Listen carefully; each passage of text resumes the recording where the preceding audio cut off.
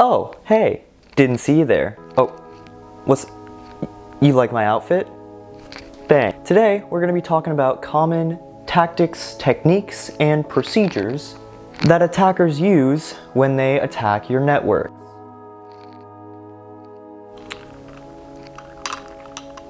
Let's just get right into it. All of these are referring to the MITRE attack framework, and I'm gonna put all of the numbers that correspond to that framework on screen as they come up. So number one would be reconnaissance. This is any kind of researching the network. This is active and passive reconnaissance, and so this is when the attacker is just researching your company, researching the target, finding as much information as they can about that target in order to eventually execute an attack on that target. So any kind of information that they can get on the network infrastructure that's running on that network, right? The people who are behind the network, because people are probably the most weak point of any network.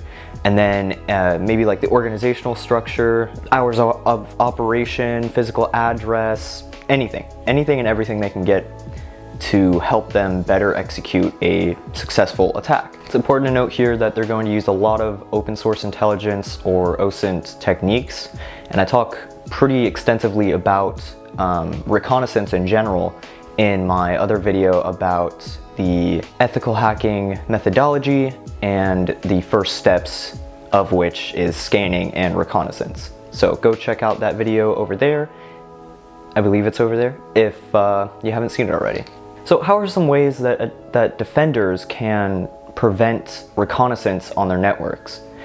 Well, there's not a whole lot that they can do against passive reconnaissance, because that's involving pretty much all open source intelligence, and there's really not anything that they can do to even find out if an attacker is researching their company using passive reconnaissance. But with active reconnaissance, the attackers are actively pinging the machines on the target network, and they're actively making a connection to that network. So defenders can easily find the IP address that's coming from the attacker, right? Assuming they don't use a VPN or something to mask their true IP. They could also configure their network devices to not even respond to network scanning, like pings. And lastly, they can use security monitoring tools to alert on any suspicious activity like scanning behavior coming into their network, so they can further investigate it. Number two is going to be persistence. This is whenever an attacker maintains persistence on a target network. And so this can involve anything from keeping a file on a certain endpoint to creating an entire account or an SSH key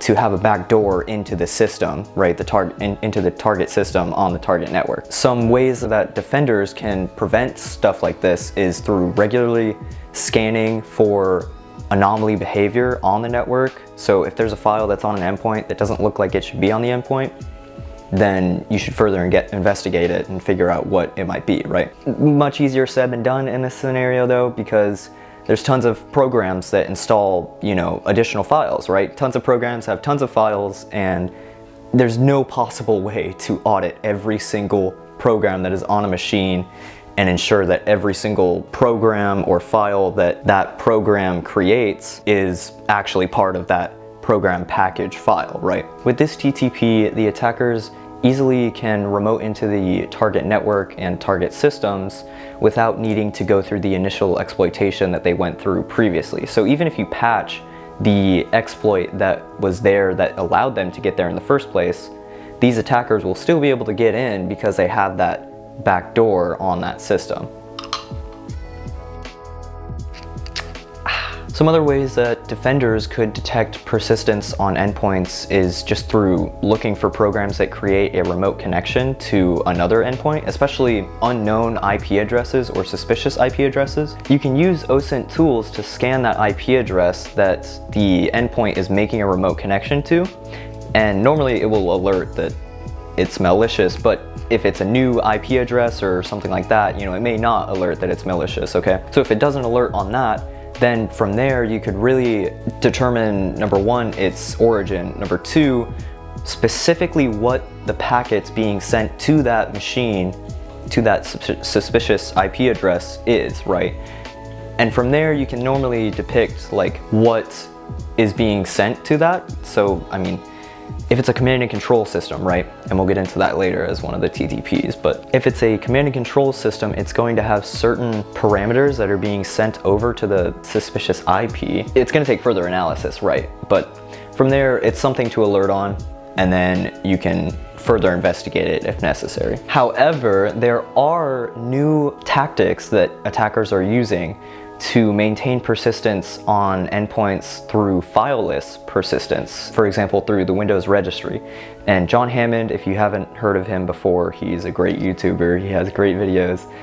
He made a video specifically on that, and it'll be linked up there. And it's a great video just explaining how the attack works and really how fileless persistence works in the first place. Number 3 is command and control, or commonly abbreviated to a C2 server, or a C2 system, right?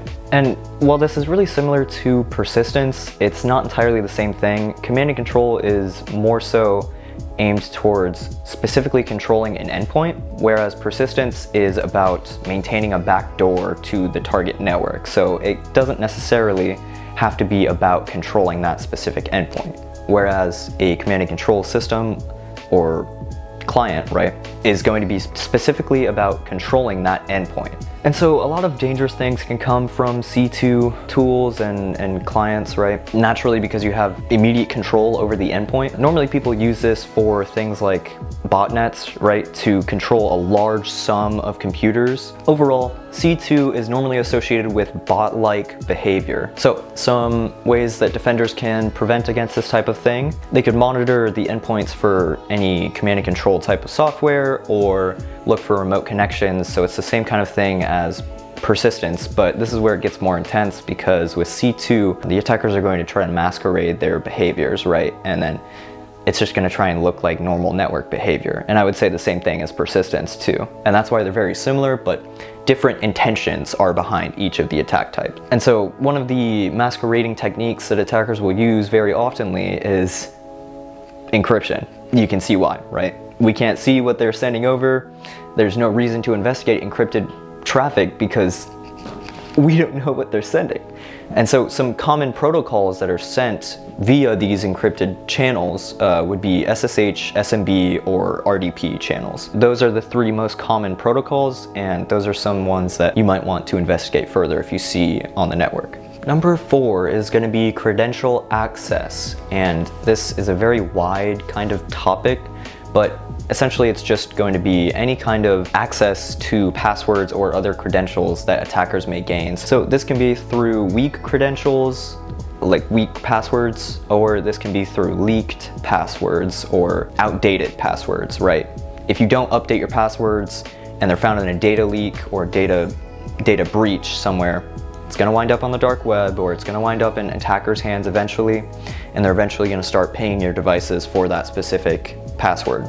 Okay, and then from the initial access through weak credentials or compromised credentials, something like that, the attackers would most likely create an additional account under that specific endpoint or specific system in order to eventually escalate their privileges, which is going to be the next one, but we'll get into that later. Overall, this attack type is about how attackers are able to steal credentials from users. And this can come in many forms, but the most common is going to be a keylogger or some type of spyware, right? That's going to capture your keystrokes and eventually your passwords. One common attack that we should mention here is adversary in the middle, man in the middle, person in the middle, whatever it is, right? Someone is spying on your channels of communication. I am sending traffic from my phone to this coffee, okay? And then I'm gonna spy on it right in the middle here, all right? And I'm just taking all that traffic and I'm just gobbling it up. I'm just absorbing it like a sponge, okay? And then from that, I'm also absorbing all those passwords that people are sending over unencrypted channels. But then there's also ways that they can unencrypt encrypted channels if they're embedded enough into the network, right? So like if they're acting like some kind of router or some kind of proxy, they're going to be able to establish themselves as such, right? My phone's going to think that it's sending it to a router, but it's actually sending it to my big old sponge brain that's absorbing all those passwords before decrypting those passwords, because I'm a decryption point right here, and then sending the passwords and other traffic, right? Sending the other traffic to the coffee, the final destination of the traffic. And so the only way to kind of mitigate something like that is through VPNs or tunnel to tunnel, endpoint to endpoint type of encryption, right? Where you ensure that this endpoint is encrypting it with specific keys and such, and then only this endpoint can decrypt it with those specific keys. So my big old brain is not smart enough to figure out whatever those keys are to decrypt it. But also some very common ways that attackers are able to get into networks is through, like I said, weak passwords or compromised passwords. And so that would come in the form of brute forcing passwords or password spraying through word lists, rainbow tables, whatever the medium is. They're either brute forcing passwords or they're guessing it through compromised password. So naturally, some ways that defenders can prevent against, oh wow, I don't know what happened there. Some ways that attackers can prevent against this type of attack is through regularly updating your passwords, right? Having a password expiration date that's solid, having a minimum password complexity and requirements that's also pretty solid, right? Overall, having great network monitoring capabilities to determine if there's some kind of adversary in your network monitoring all of the traffic. Definitely easier said than done, but those are some of the techniques that defenders can use.